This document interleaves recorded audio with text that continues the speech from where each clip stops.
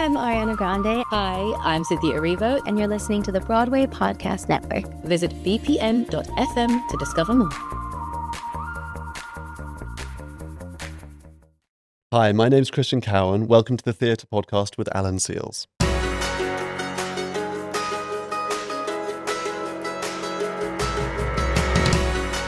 Hey everyone, this is Alan Seals, and welcome back. Today we're sitting down with designer Christian Cowan, whose bold aesthetic has dressed everyone from Lady Gaga to the Powerpuff Girls.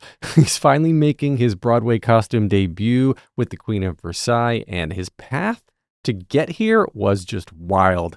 We talk a little bit about how his childhood fascination with insects, yes, bugs, actually shaped his view on high fashion, and the time he applied to Central St. Martin's using a literal soup can. We also dive into his creative process, which involves everything from 3D printing vases for a dress to touring a closet that's bigger than most apartments and has its own stripper pole. Plus, you do not want to miss his Plot in 60 Seconds, where he gives us a very colorful retelling of Wicked. This is a fun and inspiring look at staying true to your own vision. Make sure to follow me online on social media and head to Patreon or Spotify for the video version.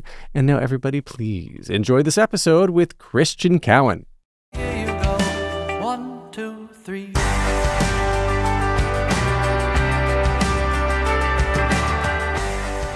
Today we're joined by a designer whose bold, high glamour aesthetic has made him one of the most distinctive young voices in fashion. He launched a fashion label in 2017 and quickly became known for his playful, high-impact designs worn by stars including Lady Gaga, Cardi B, Miley Cyrus, and J-Lo. He was a finalist for the CFDA Vogue Fashion Fund. His work often blends sequins, vibrant color, and sculptural. I can't say tough words. How do you sculptural? Thank you. Silhouettes in ways that feel both irreverent and instantly recognizable. His collaboration with Cartoon Network on the Powerpuff Girls collection highlighted his commitment to fun, empowerment, and cultural storytelling through fashion. I can't wait to ask about that. And now he's making his Broadway costume debut with the Queen of Versailles. Christian Cowan. Holy crap, man. Now that I got through that intro, welcome to the Theater Podcast. Thank you for that beautiful intro. Yeah, not my Broadway debut for singing and dancing just yet. Yes. I'm going to save that one for another life. Do you want to be a performer one day? Absolutely not. Absolutely not. I'm not going to put people through that. The times are hard enough already. They don't need me singing and dancing. Can you sing and dance? Absolutely not. That is not within my wheelhouse. Well, it hasn't stopped some people on Broadway. I'm saying. Hot take. So we were just talking before we started recording. We're recording here in the Welcome to Times Square Studios. Out the window, we can see the ball, the famous ball, Times Square ball drop thing out here. And you were saying that's what got you into fashion at 10 years old, standing here in New York, waiting for New Year's? Kinda, in a way. I mean, definitely not that experience because it was so long and boring. But coming to New York when I was 10 years old, I was just like, oh, this is it. I'd been in the English countryside the whole time. And this was the first big city trip I'd ever done. And I was like, that is going to be my future. And I told my mum when I graduate one day, I'm going to move to New York and be a fashion designer. And then I never deviated from that. That was the plan. Well, you're standing in New York and it's cold because it's December, it's I assume, right? And you're waiting for the ball to drop. And were you already into fashion at this point at 10 years old? Because you were saying this is the point. All right, I want to move to New York. And then you had to figure out something to do to get to New York. Well, so I have a few visceral memories about it, but that was around the age I started to work out that fashion didn't have to be being dragged around a shopping for my school uniform with my mum. Sure. It could be something fun and exciting. And then I remember it vividly. We were all cordoned into sections at Times Square. You're not allowed to leave forever. And it was the MTV office, or there was some form of office that had a big glass wall. Was it the TRL studios? Something, and Snoop Dogg walked past the window in a giant fur coat. And I was yeah. I was I want to be doing something to do with that exciting world. And I don't know, it's just something that started to click into place. But the vision fully formed by 14. When Lady Gaga came on the scene, I was oh, that's the fashion that I'm after. But before then, I was having the interest at 10. That's secretly incredibly fascinating. No, I enjoy how that all kind of tied together because, I mean, when you were younger, 10 years old and even younger, were you into clothing at all? Or like you were saying 14, you're like, okay, I can really start doing this. But what was it that you're like, I'm going to design, I'm going to make? Because some people just like wearing or experiencing, right? You're right. And like, I grew up, my father was a glaciologist and was very into the sciences. And like, Very similar. Super similar career paths. Basically the same thing. But no, he really encouraged me to like follow my interests within that. And I loved insects. Insects were like my favorite thing growing up. I thought they were fabulous. And then there was this weird moment when I started to notice high fashion. I was like, it's kind of like making your own weird creative form. And to me, in my child brain, it was kind of similar to insects. Like, because they're both like the most wild, extravagant. They've got like insects are not bound by like normal organic rules in terms of they really do their own thing within their forms. And I don't know, for some reason, in my like pure 10-year-old mind, I was like, they're the same thing, basically.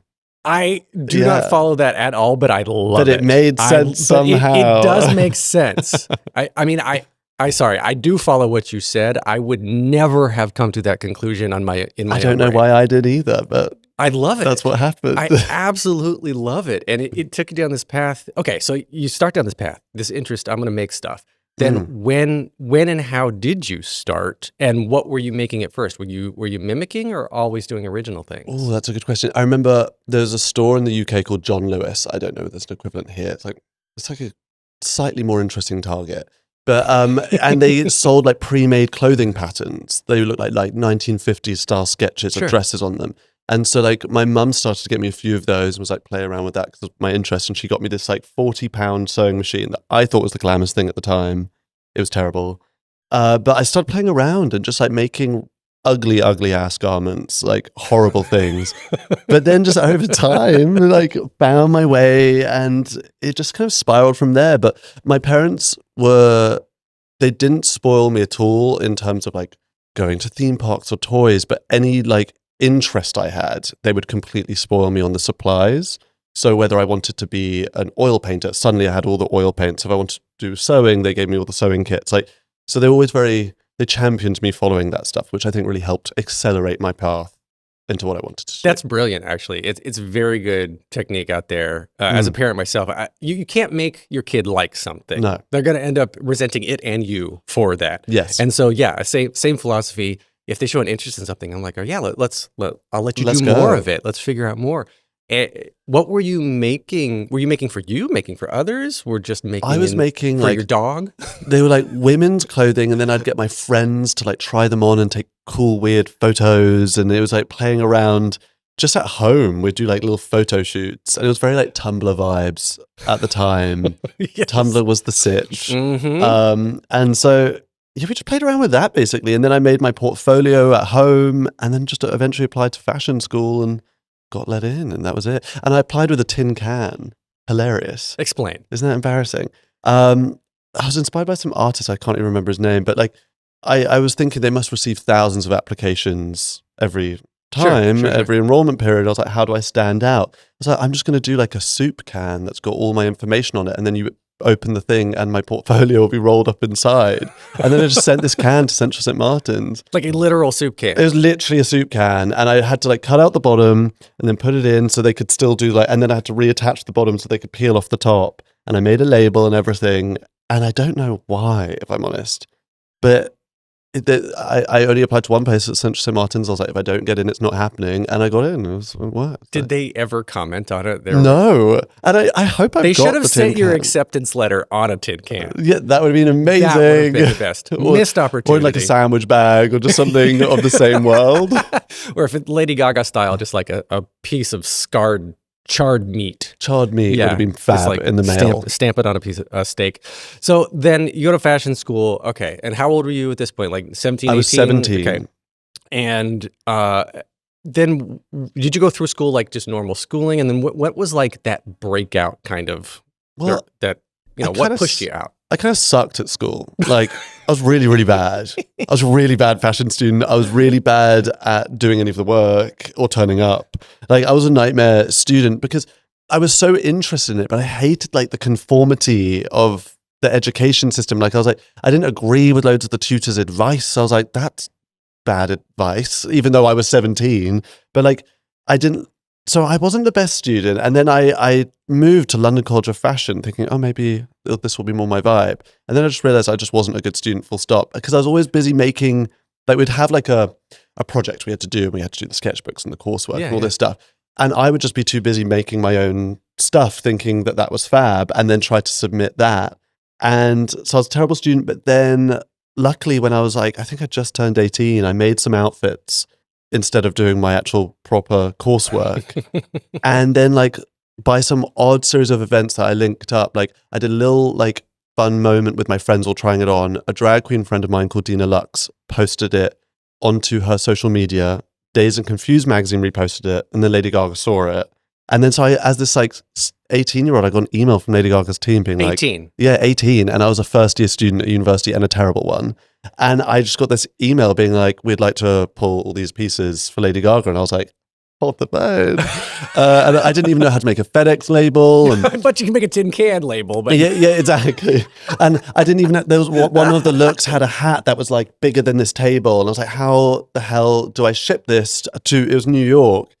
And so I had to like tape all these boxes together. So terrible. Like the garments were terribly made. Like I made it out of this thick, like glitter coated canvas. And my sewing machine that I had at the time could not handle that. So I super glued all the seams together. And Lady Gaga wore it. And then this started this whole chain of events going forward where I just kept on getting different celebrity commissions off the back of the last one. yeah. And then I just spent university basically not doing my coursework and then just doing commissions. So did you ever finish school? I just scraped by. Did you? And they gave me such a tough time. Like I remember Miley Cyrus was doing a tour at the time. It was for her album Dead Pets or something. And she commissioned me for a bunch of looks through her stylist Brett at the time. And my university told me to turn down the commission. I was like, excuse me. Excuse you. Yeah. I know. I was like, how do you think I'm going to pay for all these expensive supplies if I don't take jobs? All right. Yeah, so I did it. But yeah. I can't believe that. I've heard of similar stories in the acting world where the conservatories want people to stay in school and not take jobs and they've been forced to choose between their Broadway debut and finishing school. That's crazy. And they go with their Broadway debut, and here they are, right? So like, What is it to do other than to prep you for the real world? So if the real world's knocking on your door, help the student access that. The one thing I'd give university is it gave me a good anchoring system throughout that time, like structure, where at a time being like a young creative in London, I definitely could have probably like spiraled into the party scene or something. Sure. And I guess university gave me some framework. So I give it that. They gave you a place to go home to that was safe, which I will not discount. It's very important. And also I got to steal supplies. Yes. Very important. Borrow, giving back. I fully wheeled a mannequin onto a London bus and never gave it back. I needed a mannequin. Well, fair. So, okay, then it was literally just a random Instagram post that launched wild. your professional career. It was wild, yeah, and I had no idea what I was doing. Honestly, the motto for most of my career, like I definitely took opportunities before I was fully ready for them, but I think that's just baptism by fire. That's the way it works. You just got to jump in. I think that's kind of what everybody sort of does as Yeah. like you fake it till you make it. But then what I've learned, I mean, even now at the age you are now, do you feel like you've made it, or are you still like, what am I doing here? Because some of the most successful people I've talked to still are like, I don't know what I'm doing, and I get stage fright, and I hate auditions, and I crack all the time. Like, I mean, they're still a normal person. 100%. Like, for example, doing this Broadway costume design gig for the first time, like I was learning on the job. I'd never done it before, and it's wildly different to just making a collection for myself. And so, yeah, you just continue. I want to feel that way throughout my whole career. I never want to get to a point where I'm like, oh, I've just got my shit and I know it all and I'm good. I always want to just be kind of like treading water a little bit, trying to like David Bowie had a cute quote, and I'm not going to remember it, but something about like you should always be walking into water that's just a bit deeper than you can stand, or something. Like you should always feel a little bit uneasy. I like that a lot, actually. That's very cool. I always like to quote Andre de Shields as well when he won his Tony Award. He's like, the top of one mountain is the bottom of the next. Love that. So like you get where you are, you climb, turn around, look and see how far you've come, but then you still got another mountain to climb. For sure, there's always somewhere to go. You've always got to be looking up. Yeah, I really like that. Okay, so then you mentioned Broadway, Queen of Versailles.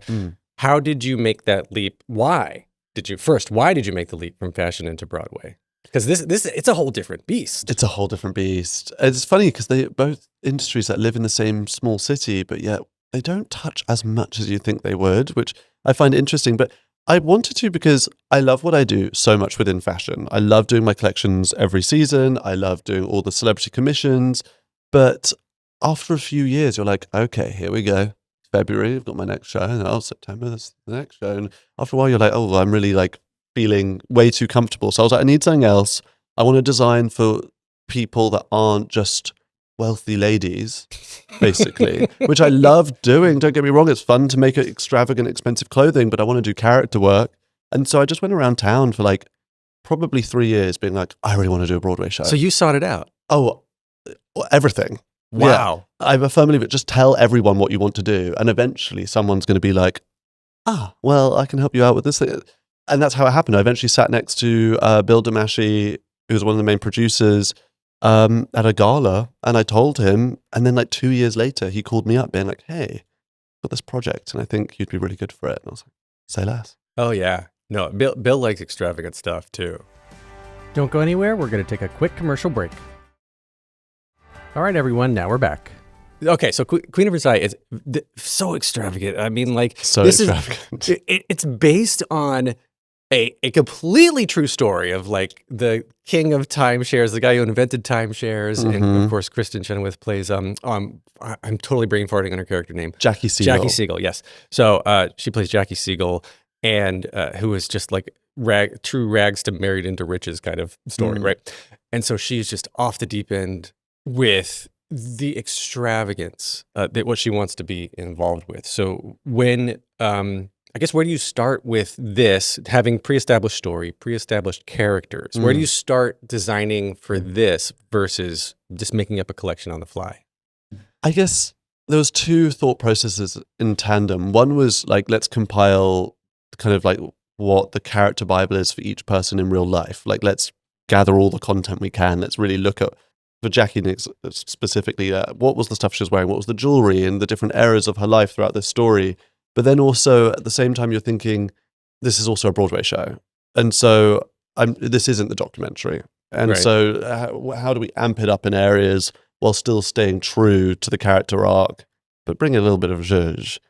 And so it was a fun balancing act of just, I don't know, really digging in. Like, I think when we did our pre-Broadway stint in Boston, I'd gone too far into the Broadway side of it. It was like too extravagant the whole way through. So a big part of before we came to New York was me stripping back some of like the glamour looks Interesting. and putting in more like tank tops with ripped up denim because I just wanted that high-low. But it was great. I got to go to the house and I got to meet Jackie and have a closet tour, which was the genesis of like her character work for me because the closet was crazy. Really? It was crazy town. Get pictures? I don't. You didn't take pictures of your I'm closet? notorious for not taking photos of anything. It's so bad. Like my camera rolls ghost town. But like it was 2 stories. It's Her zebra closet's 2 stories. Yeah, it's huge. It's like a mall. And then there's like zebra print carpet. There's a stripper pole. There's a round bed. There's Stripper pole in the closet. yes, iconic. okay, But when okay, I say closet, it's like bigger than a New York City home. I was going to say. Yeah. It's like bigger than any apartment I was ever in. So, and then just thousands and thousands of pieces of clothing. My main takeaway for her was she's a big follower of joy within fashion, which is something I really appreciate. Like, she's not so concerned with following a trend or whatever label is the hottest label right now. She just loves color and texture and extravagance, and she wants to have fun. And there was everything you could imagine in the closet. So I was like, I want that to be present in the show. So I really tried to use every single color, every single animal print, kind of tick it all off throughout the show. That's interesting. I can't believe, I mean, just the sheer size of this closet. And why would you need a stripper pole in your closet? Why wouldn't you need a stripper pole? That's the question. Better question. Yeah. Yes. I don't know the answer Why to that. don't we have that? Okay, let's start a new project where we build a New York City apartment complex and every closet has a stripper pole. I'm in it. telling you. It could just be Essential. It's just a great you prop. get your exercise and your fashion. It's meant to be an in the same amazing place. form of exercise. So then, what was more fun? Was it more fun to design for like the normal characters, like the normal Jackie, or like there's the Victorian kind of opening of the show as well? Like those costumes, I caught my eye right away. Thank you.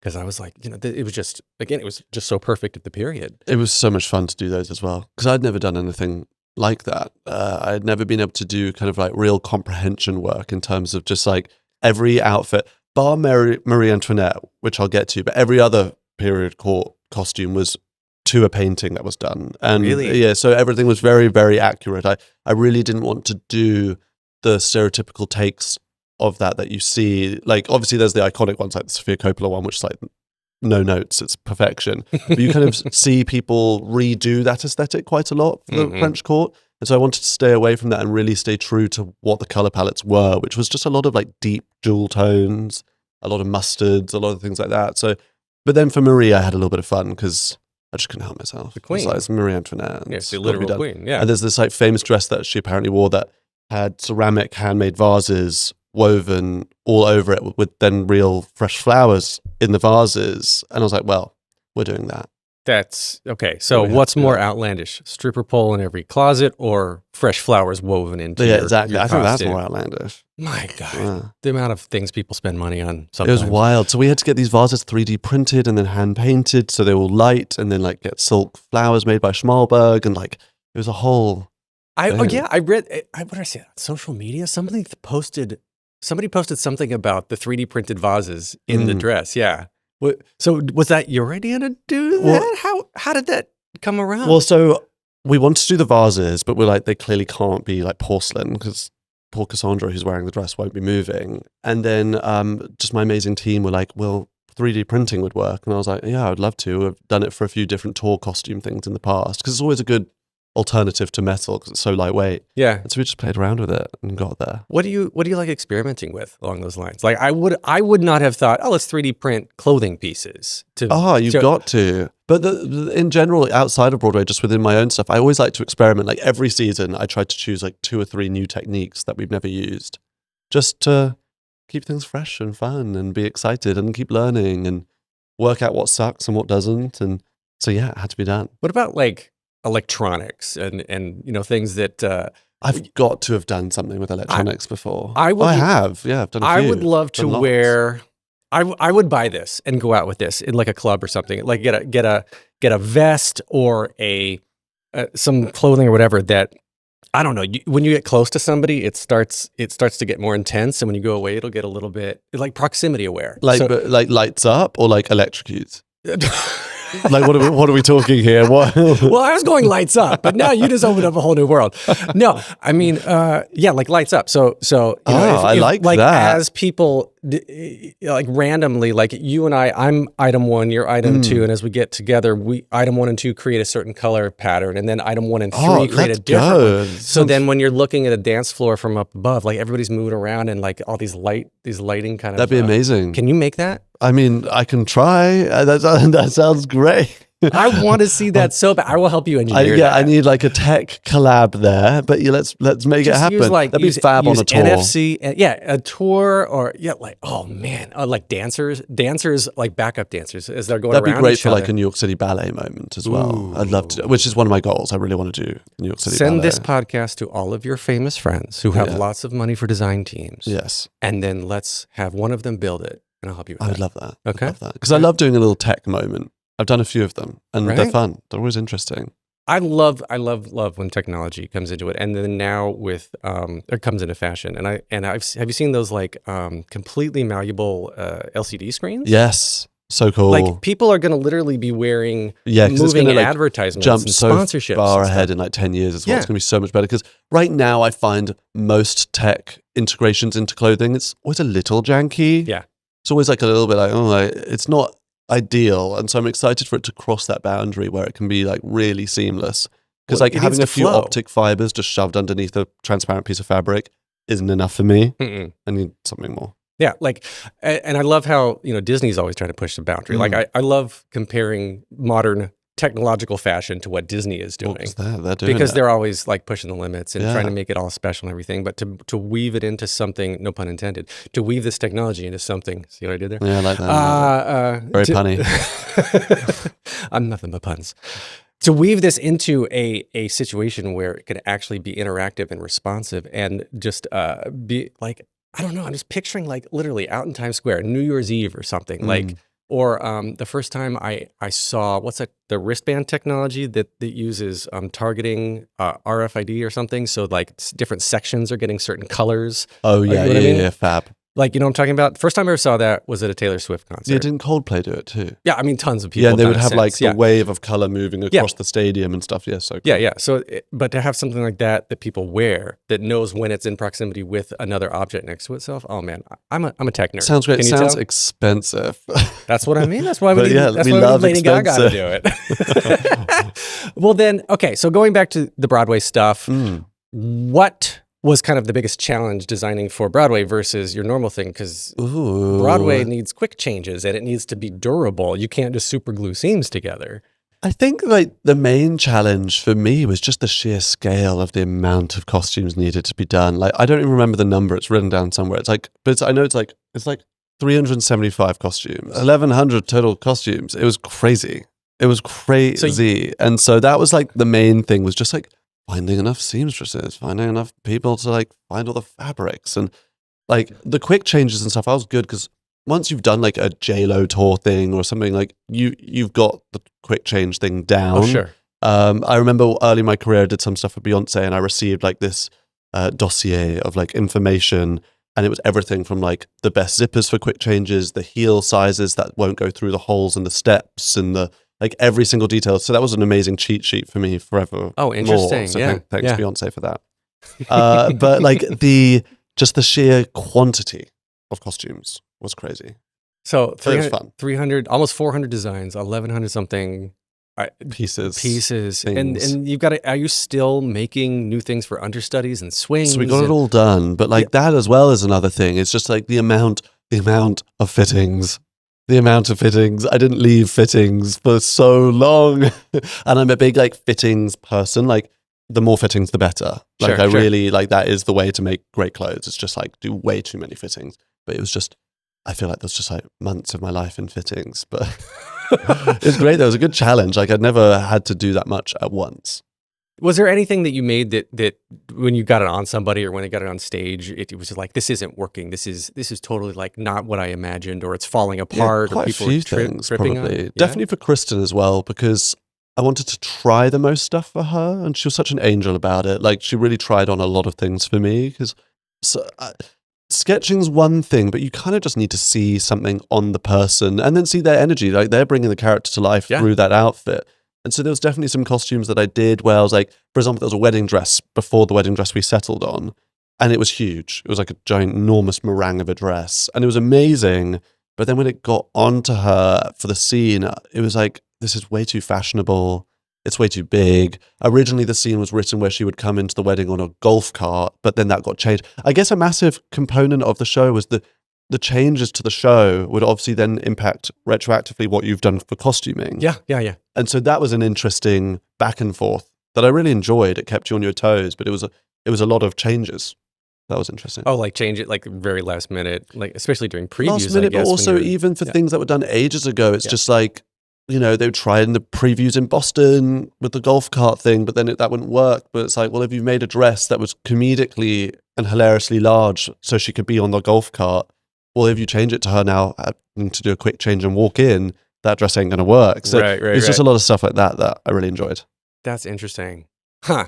All right. So then Powerpuff Girls. Cartoon. Love that this came up, by the way. Powerpuff Girls. I haven't spoken about that in ages. Really? Yeah, love Powerpuff Girls. Dive into that. I mean, I was going to ask, like, why do the corporate-y stuff too? And I think, you know, answering maybe your question for you is that, you know, you were saying earlier that you want to always do something new and always be learning and always be, you know, somewhat treading water. But like, how did that come about, and what was so enjoyable about it? Well, I loved Powerpuff Girls growing up. I've got visceral memories of Powerpuff Girls. It was so fab, and I had this is a bit deep. I had a formative experience when I was a child where I had to go to hospital for a few weeks, and my whole time in that hospital was watching Powerpuff Girls with the other kids, and so I've always got very like fond memories of it. But then I had been putting it out into the world that I love animation. I've always loved animation. I think it's amazing. I think if I didn't go into fashion, that would have been one of my options, was to be an animator. And I just kept telling people. And then eventually I had a friend who knew someone at the Powerpuff Girls head office. And so that's kind of how it came about. And at the same time as well, I did something with American Dad, which was a dream come true. And so they both kind of started happening, and it was so much fun. Like I got to dress the Powerpuff Girls. How fab. That is What so dream come true. Yeah. And making clothes that aren't real, amazing. Because someone just draws them. Well, okay. So you're sketching them and handing the sketches over to the animators who then have to, like, are you telling them, okay, so this material is going to flow like this and that's going to shine like this? Like how much control do you have over the animation that way? So it was a two-part thing. One, I did a fashion show in LA. I did 2 fashion shows for them actually in LA that were it was my like collection inspired by the characters. So that was one side of it. So I did have to make a lot of clothes. But then the other side was I just took some of my most kind of iconic outfits and then we just put them on the Powerpuff Girls. But yeah, you kind of say like, hey, this is the fabric, this is the thing, I want it to fit like this. And then it's just so exciting when you get sent back those renderings and you're like, oh my gosh, that's that thing that I loved as a child. And now it's like part of my world and I'm part of its world. And it's such an honor. That's very neat. I like watching all behind the scenes stuff. I forget what it was. I think it was, I go back to Disney. I'm a Disney adult. Can you tell? Love. That was showing some behind the scenes of like the animation of Frozen and Frozen 2. And the animators would sometimes just take their phones and have their friends videotape them or record them doing the moves. Yes, with a dress and with seeing how it the moves. dress, or like running, when Elsa jumps onto the Let It, the final moment of climax of Let It Go. Like somebody was running behind her on a skateboard. The animator so who animated cool. that scene was like beside her on a skateboard, animating her running and doing those jumps so she could animate it. And so I imagine it was one of those things where you're taking the actual dresses or something. Would anybody like videotape any of that, like You know flowing what? or moving around? I don't think we did our due diligence in that way, but we should have. But also, I guess I would say in those Disney films, and it's one of my dreams, by the way, to do costumes for a Disney film. I don't know how that happens, but I guess they're really a study of physics as well. Like they're really looking at how the costumes flow. Whereas in Powerpuff Girls, that's it. Part of the animation style is that's not taking place. Like you're not seeing the outfit wobble in the wind when they're flying. Right. They're very much static. So we never really had to do that. And then it was the same when I did American Dad. There was the physics aren't there. Like, but it was fun because I got to be an American Dad, which was also so. Talking about being a performer, that was my one time. Did a voiceover, much like this. What was your line? I had a few lines. Roger the alien murdered me. It was amazing. He set me on fire. It was so good. He took over my fashion show and killed me. Did you play yourself? Yeah. I should know this. You played yourself. You're like, And then Roger was dressed as me. I mean, it was so wild. For a few years, I had neon green hair in real life. Mhm. And so my character there has neon green hair and it's the whole thing. I'm going to have to go find It that. looks like Beetlejuice. Well, Well, it wasn't. When I look back at it, I'm like, what was I doing? No, you were expressing yourself. I was expressing myself. That's what you do. When I moved to New York, I was like, how am I going to make this work? It's the most competitive city. And for some reason in my mind, I was like, I need to have neon green hair because at least people won't forget me. Uh-huh. And so for 3 years, I had neon green hair. 3 years. Yeah. That was a lot of dying. Yeah. Like there was a lot of dying. It was great. Luckily, like Bumble and Bumble, a hair company at the time, sponsored and did it all for free for 3 years because I did not have the money to sit in that bleaching chair for like 5 hours. Whoa. So that was very sweet of them. But yeah, That's hilarious. very cool. Well, what else do you want to do next that you haven't done? Like just Oprah this into existence. Movie, TV show, opera, ballet. In that order? I want to do those in any order, all at once, whatever it is. But I want to just kind of try everything. And then once I've done that, I will decide which ones I want to do again. Once you finally grow up, when Yeah. you're about 90 or 95 years old. Yeah, when I'm about 98, I'm going to then work out what I'm going to do. Yeah. But yeah, I really want to just play around with them all. But I would really enjoy doing something on camera. Like I love doing Broadway and I want to do it again. But I just want to enjoy some of the freedom of not the quick change, not a live performance, just some of the creative liberties you can take and smoke and mirrors that you can do with camera. I mean, just the costumes on something, any of these period pieces that are shot in New York, like the Golden Age or something, to be able to get on that show. Well, I used Eric Winterling as the costume maker who did a lot of Gilded Age for... Gilded Age, Oh, yeah. yeah. He did a lot of our French court stuff and some of Kristen's tracking. And so I was like honored to work with him. And I learned so much from him as well. You were like, here's my number, dude. Oh, yeah. I mean, Yeah. I think he's the best thing since sliced bread. But like, I would love to do that. I'd love to do a sci-fi. I really want to do a You sci-fi. want to dress 'cause an alien? I'd love to dress an alien. I want to just do world building stuff. I'd love to do something where there is no real person behind that character. It is just you getting to let your freak flag fly and design whatever. It's kind of like a Fifth Element sort of I universe. would love to do that. Yeah. Yeah, like when you look at some of like Fifth Element or like what's her name, Amidala in Star Wars? Yeah. Queen Yeah, Amidala. Yeah, like Big slay. We loved those costumes. Big slay.